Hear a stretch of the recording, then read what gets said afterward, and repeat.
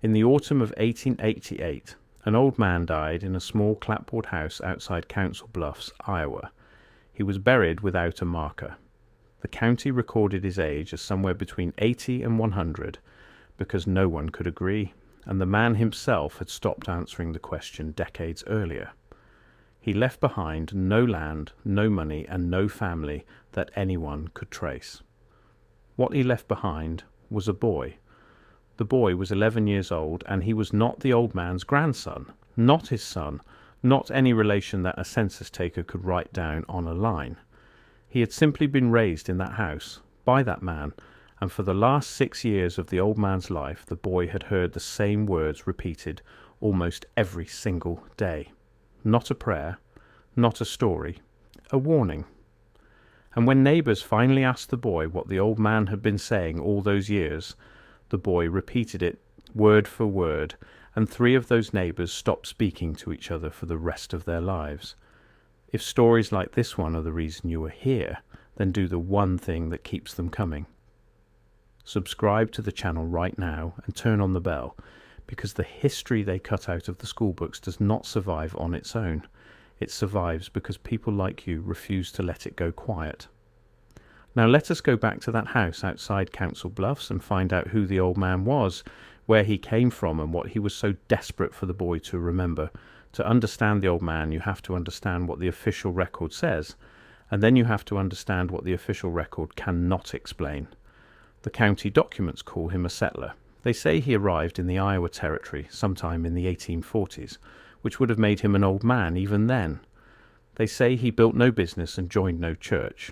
They say he kept to himself on a quarter section of poor ground, and that he was known locally as a quiet man with strange habits. That is the entire official biography, a few lines in a county ledger. But the people who lived near him for 40 years told a different story, and that story was written down only once by a travelling minister who passed through Council Bluffs in 1891, 3 years after the old man's death, and who recorded what the neighbours told him because he found it impossible to forget. According to that account, the old man never called himself a settler. When asked where he came from, he would say only that he had crossed from the old country, and that the old country no longer existed. Not that it had changed its name. Not that it had been absorbed by an empire. That it no longer existed as a place, as a fact, as a thing a person could point to on a map.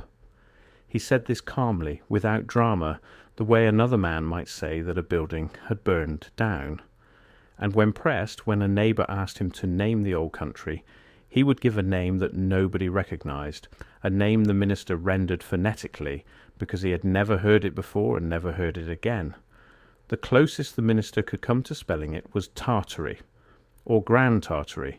The old man said he had been a soldier there. He said he had worn its uniform. And he said that the war that ended it was not the kind of war that armies fight. Now, here is where most people stop listening, and here is exactly why you should not. Because the name the old man used was not a name he invented. It was a name that had appeared on European maps for more than 300 years. Tartary, or Grand Tartary, was the term cartographers used to label an enormous stretch of the earth, running across the interior of the Asian continent and beyond, a region that appeared on globes, in atlases, in the most respected geographic references of the 17th and 18th centuries. The 1771 edition of the Encyclopaedia Britannica described Tartary as an immense country, and it did not describe it as empty. It described its divisions, its peoples, its cities. And then, across the span of the 19th century, that name simply faded off the maps, not through one war, not through one treaty. It was replaced region by region, edition by edition, with other labels, until a name that had occupied the centre of the world's maps for 3 centuries was simply gone. The old man outside Council Bluffs claimed he had come from that vanished place, and he claimed he remembered when it was still there.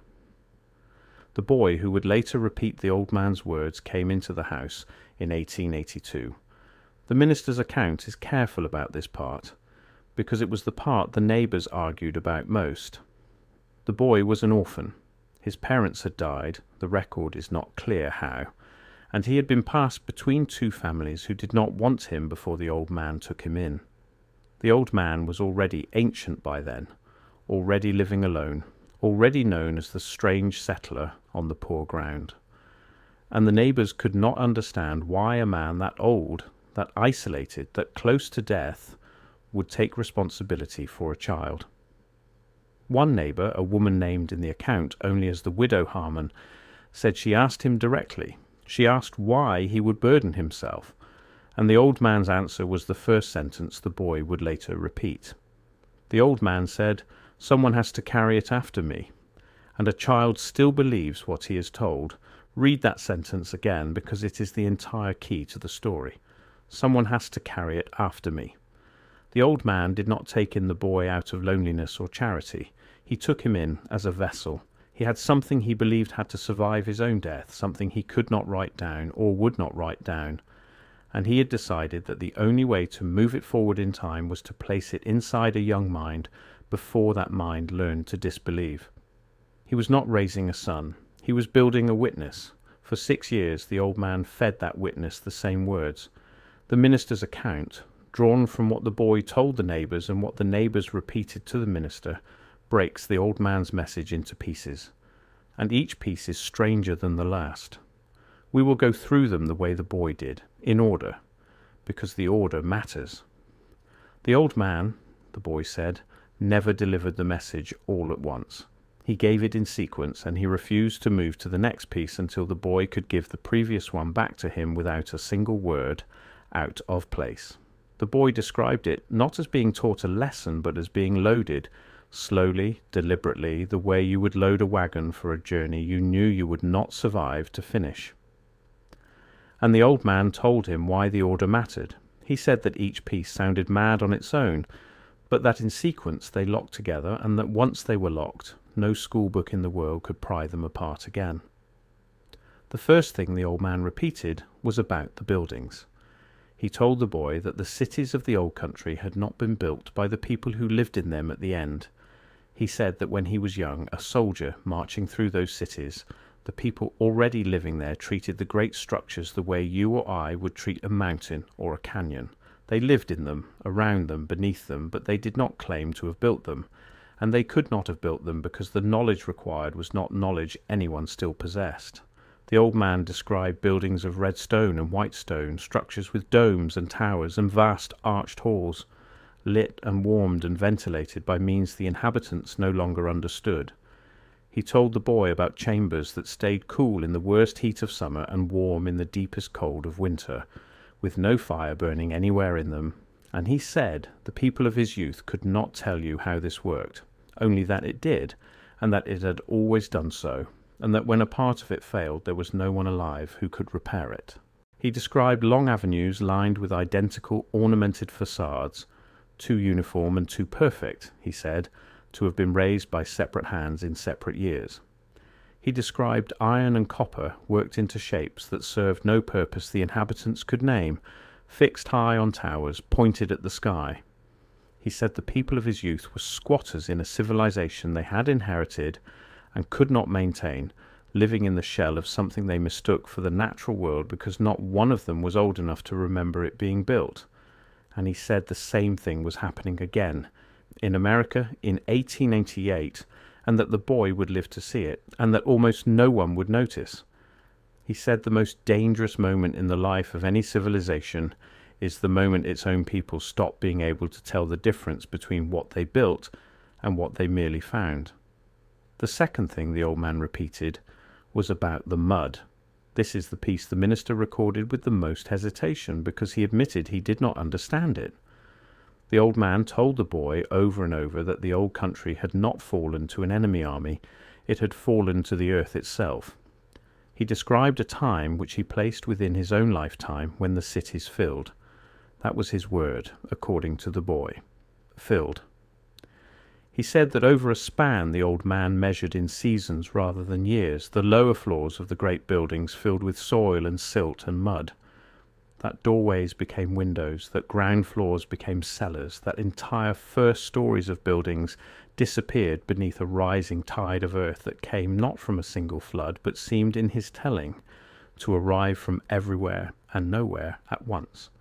The old man said that by the time he left the old country, you could walk into the upper windows of buildings from street level, because the street was no longer the street. The street was 30 feet of new ground.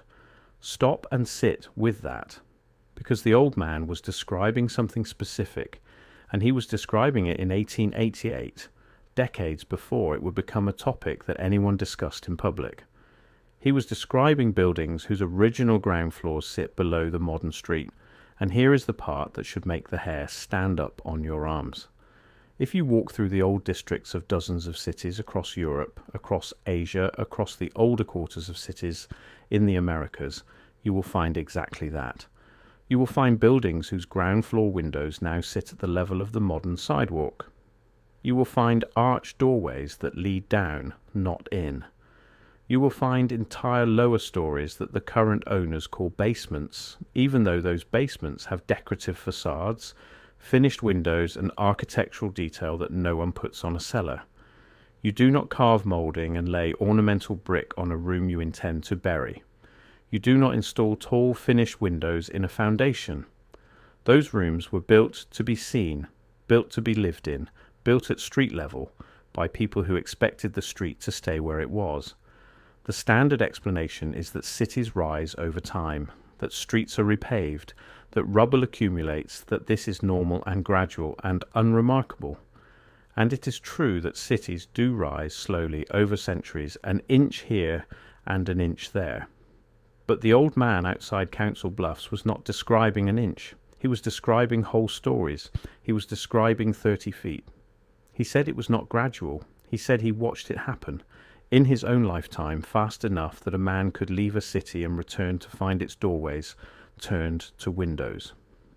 And he told the boy that when he grew up and heard a learned man explain that a building's first floor had simply become a basement through the slow tidiness of urban progress, the boy should ask that learned man one question. Ask him to point to the rubble. Ask him where 30 feet of earth comes from evenly across an entire city all at once, and why no one wrote down the day it arrived.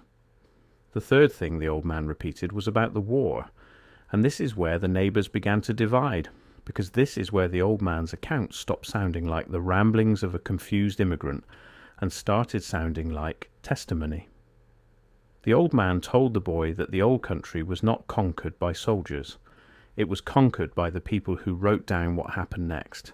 He said that after the cities filled, after the civilization that built them was scattered and starving and broken, new powers moved in. Not armies in the way the boy understood armies. Clerks, mapmakers, officials, men with ledgers and printing presses, and the authority to decide what was true. The old man told the boy that he had seen these men with his own eyes. He said they did not come with weapons, they came with paper.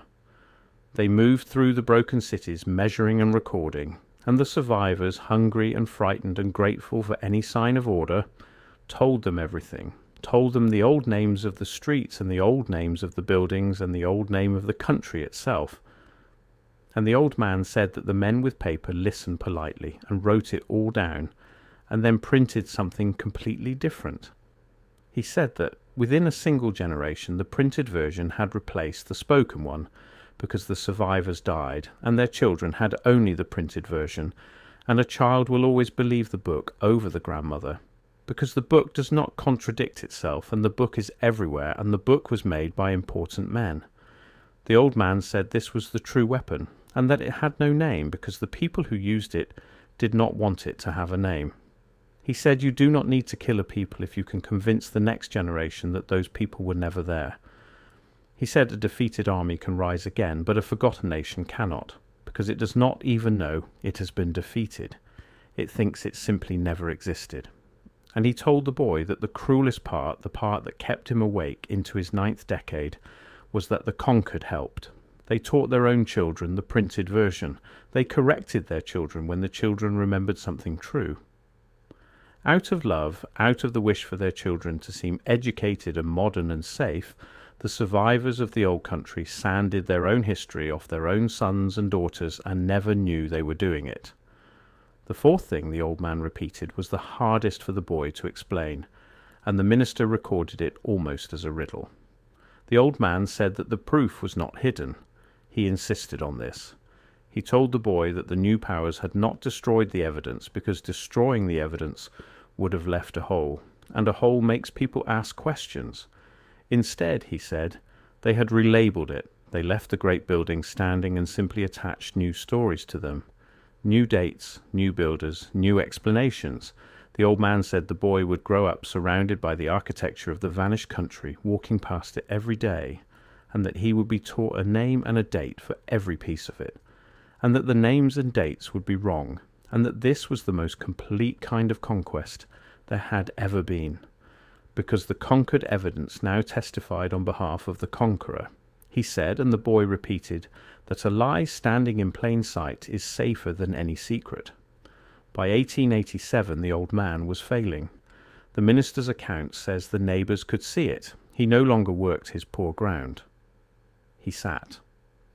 And the boy, who was by then 10 years old, had become his constant companion, not because the boy was kept indoors, but because the boy had begun, in the words of the widow Harmon, to talk like the old man. He used the old man's phrases. He looked at buildings the way the old man looked at buildings. When a new courthouse went up in a nearby town, a grand structure with a dome and columns and carved stone, the boy was taken to see it, and the boy reportedly stood in front of it for a long time, and then said something that the widow never forgot. He said, "They will tell you a man built that in 2 years." The widow asked him what he meant, and the boy said, "The old man says watch who they say built it, and watch how fast, and watch whether they could build it again today. If they cannot build it again today, then they did not build it then." That sentence spread through Council Bluffs faster than anything else the boy ever said, and it spread because it landed on a nerve. Because 1888 was the height of an era of impossible construction. All across America, in cities that had been frontier outposts 20 years earlier, enormous and ornate public buildings were rising at a speed that genuinely strained belief. Courthouses, capitals, exposition halls, train stations, structures of breathtaking complexity were being credited to tiny crews working in tiny windows of time with the simplest of tools.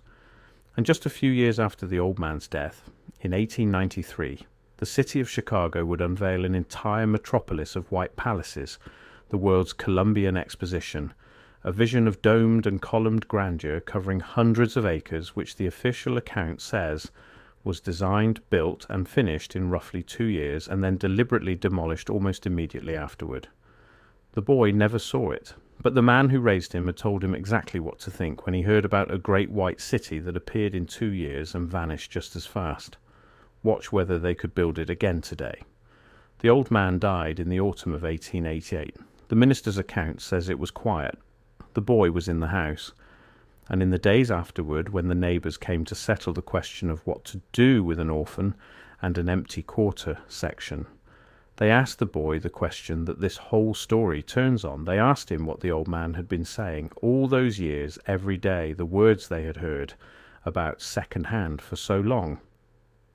And the boy did not summarize. He recited.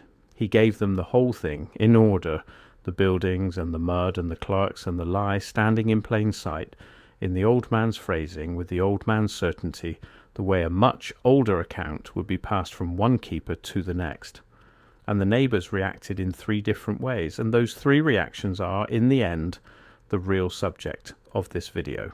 The first group of neighbours decided the old man had been insane, and that he had spent 6 years poisoning a child's mind, and that the kindest thing to do was to take the boy somewhere far away and let him forget.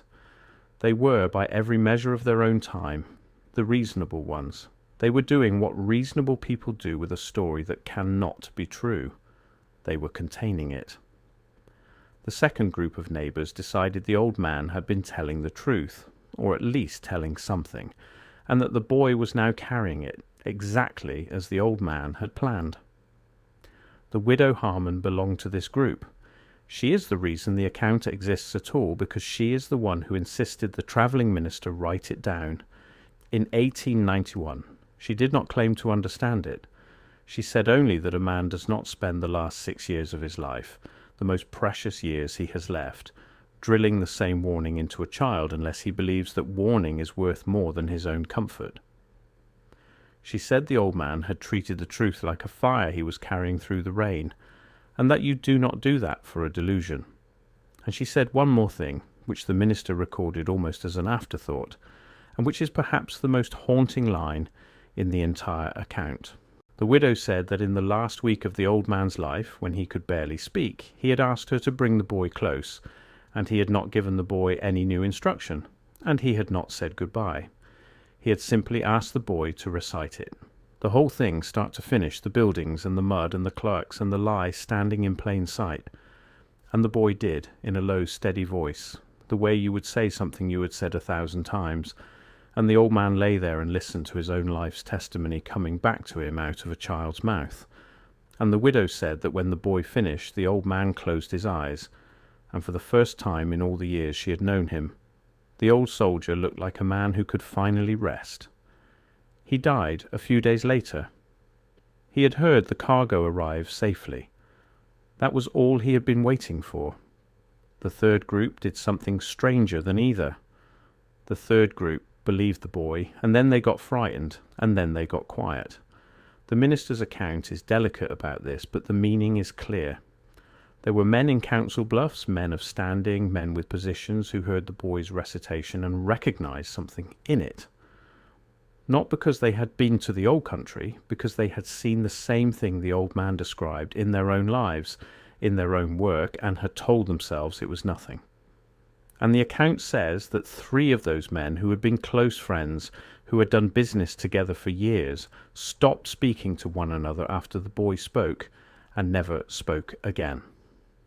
The minister does not say what they argued about. He says only that the boy's words went into that friendship like a wedge, and split it, and that no one in town would explain why. So what happened to the boy? This is the question. And the honest answer is that the official record does what the official record always does. It loses him. The minister's account, written in 1891, says the boy was 11 and still in the area, living with a family that had taken him in, and that he still, when asked, would repeat the old man's words without changing them. After that, the trail in the documents goes cold. There is no marriage record anyone has tied to him with certainty. No death record, no photograph. A boy who was the deliberate hand-built vessel for a vanished civilization's last testimony simply walks out of the paperwork and is gone. And you can read that 2 ways, and the way you read it tells you something about yourself. You can read it as the ordinary fate of an orphan in 1891, a child with no money and no name slipping through the loose weave of frontier records the way thousands of children did. That is the reasonable reading. That is the reading the first group of neighbours would have approved of. Or you can read it the way the old man taught the boy to read everything. You can notice that a story this specific, this detailed, this consequential ends precisely at the moment it would have to be either proven or buried.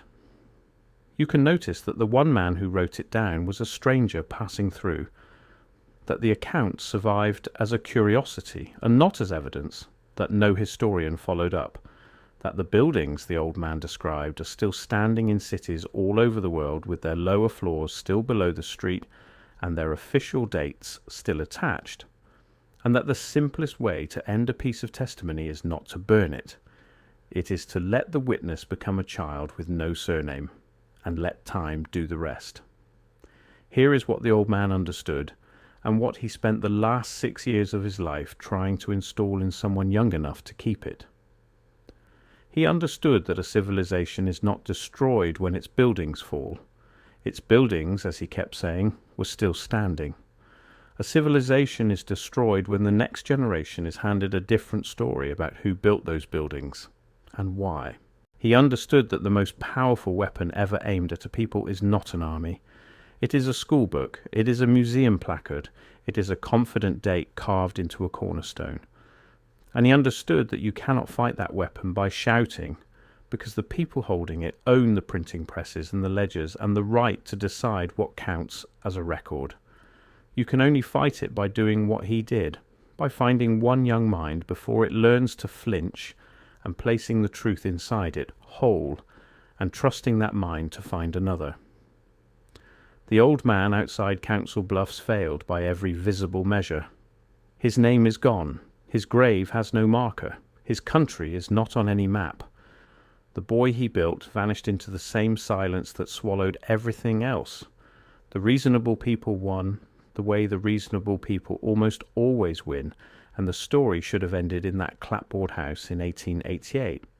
But it did not end there, and you already know how you can tell. You can tell because you just heard it. The old man's words crossed more than a century to reach you, through a frightened widow, through a passing minister, through an account that should have been lost a dozen times and was not. The vessel was never really the boy. The vessel was the words themselves, and the words were built to survive exactly this, to be carried by anyone willing to carry them forward, into a generation that finally had the tools to look at those buildings and ask the question out loud. So look at them. Look at the courthouse in your county with the dome no modern crew is asked to match. Look at the old building downtown with the finished windows below the sidewalk. Look at the official date and the official builder and the official 2 years, and then ask yourself the question the old man drilled into a boy until the day he died. Could they build it again today with everything we have? And if the honest answer is no, then you are standing exactly where that old soldier said you would be standing, surrounded by the evidence, holding the testimony, and finally old enough to decide what to do with it. He did not ask the boy to believe blindly. That is the part the reasonable people always miss. He asked the boy to look, and to count, and to measure, and to refuse the easy answer until the easy answer could account for every stone. He was not building a believer. He was building someone who would not stop asking. And a single mind that will not stop asking is the one thing no printing press, no ledger, and no confident carved date has ever been able to bury. That old man believes someone had to carry it after him. For 137 years, against every reasonable expectation, someone has. The only question left is the one he was really asking the whole time. Now that it has reached you, who do you hand it to next? If this account moved you the way it moved a widow in Council Bluffs a century ago, then do what she did. Do not let it go quiet. Share this video with one person who still looks up at old buildings and wonders. Leave a comment with the name of a structure in your own town that has a date attached to it you have never quite believed. And subscribe and turn on the bell so the next piece of buried testimony reaches you the moment it surfaces. The old man found his witness. Consider yourself found.